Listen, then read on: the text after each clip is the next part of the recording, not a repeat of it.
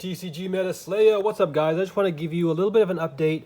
I gotta start doing more deck lists and gameplay videos, so stay tuned for that. And of course, I'll be covering Dragon Ball, One Piece, Digimon, Flesh and Blood, and a little bit of Magic the Gathering, so stay tuned for that. So today I'm just showing you guys what I'm building here.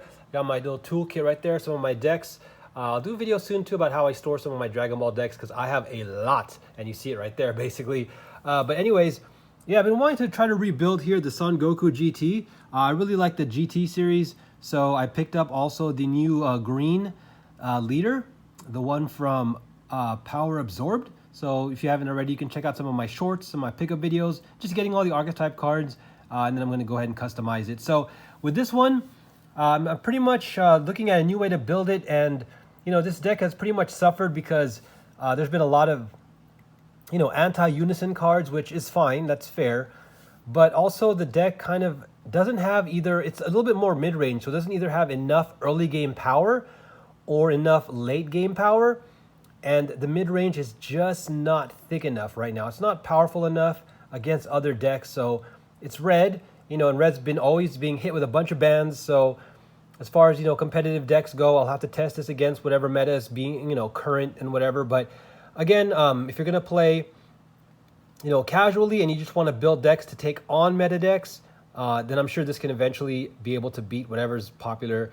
I think right now with the Wild Resurgence, we're seeing a lot of control decks, like Yellow Frieza, Android 21, in the competitive meta, but, we won't worry too much about that. I'm sure this can beat those decks with enough practice and tweaking, sideboarding, and strategy. So what I'm looking at here is I've always liked, if you've seen some of my other videos, I've always been interested in taking advantage of Trunks chain attacks, or chain attack Trunks free play, and getting out my critical attackers here, either Chilled or Pui Pui, which is pretty cool because it also fits this space theme and everything, even though these guys are from the Chilled saga and the Evil Bobbity saga. They're obviously aliens, and they look kind of cool as far as being in the GT deck. And then of course you gotta have the leader, and then the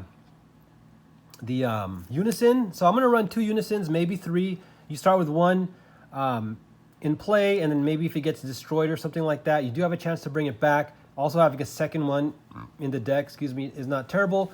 I really like setting forth to space. This card was overlooked even in the early days when it came out. And of course my super combo here.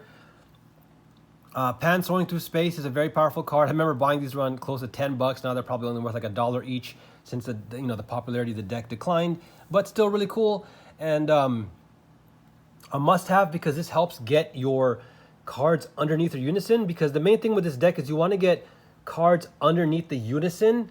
I don't have the Space Time Travelers triple team, the 8-drop, their big boss, right? Well, actually, I think it's, let me go grab it. I think it's over here, maybe not. Oh, here we go. I got to get the SPRs on these guys. But essentially, their boss monster, or their big bomb, is going to be, of course, the Galactic Explorers. So you're going to want to put between 2 to 4 of these in your deck, and you want to get this under the unison so you can bring them out, blow up the field, and then start attacking, then hide them underneath. So my goal right now, just looking into it, and again, I'll follow up with maybe another deck list, but I always encourage you guys. I give you guys like templates and ideas so you can start building the decks yourselves and playing with them and tweaking them, because even though I build a deck, and people share deck lists, those deck lists can change very quickly, after playing against more, different types of opponents and metas and stuff like that. So again, this is just a framework to think about, and let me know your thoughts. But I've always liked SS3 Nappa Saiyan Might. This card has always been slept on. I bought this card, when I first got into the game. It's a great finisher. But I want to basically try to attach the Bardock crew package here. This will give me a lot of early support and early offense, combined with playing maybe like an Intensifying Power Trunks, maybe 4 of these, 2 Adventures Advent, because you want to try to get this in your opening hand with this, because then you can explode. Since you can play this, you have to EX evolve this over a Trunks, and then you can explode by playing a battle card that costs up to 1,500 power. So you can either explode with your critical attackers to give that early game pressure, or you can start going off into Bardock's crew. I think this is an amazing combo package here that no one's really been playing. So definitely, again, worth having fun with. And who knows? Obviously, could be competitive. So there you go. And also with the Goku, I'm thinking about putting in a little bit of the Goku GT package from the OR set here.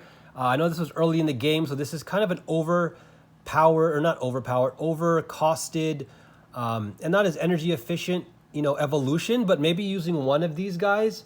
Another great card is the Unbreakable Saiyan on Goku, because when you combo with this card here, it basically replaces itself. It's like a super combo that costs 1, but it can replace itself with the auto. And, it gives you the ability to evolve with Barrier, so that's not terrible. But for example, I like the Rising Fist Super Saiyan 2, because if you pull off this 4 evolve, you get a double strike on turn 4, which is not terrible.